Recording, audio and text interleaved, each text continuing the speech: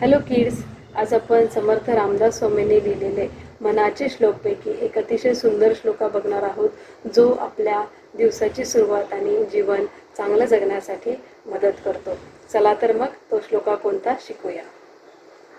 प्रभाते मनी राम चिंतित जावा, पुढे वैखरी राम आदी वदावा.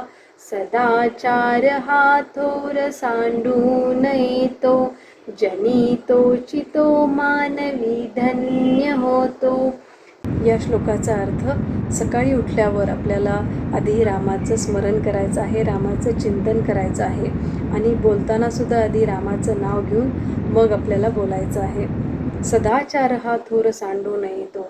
आपण आपली वागणूक, आचरण नेहमी चांगलं ठेवायचं आहे आणि असं केल्याने खऱ्या अर्थाने माणूस धन्य होतो, असं इथे मुलांनो, आपल्या जीवनात हा श्लोका रोज वापरा आणि नेहमी चांगले आचरण करा.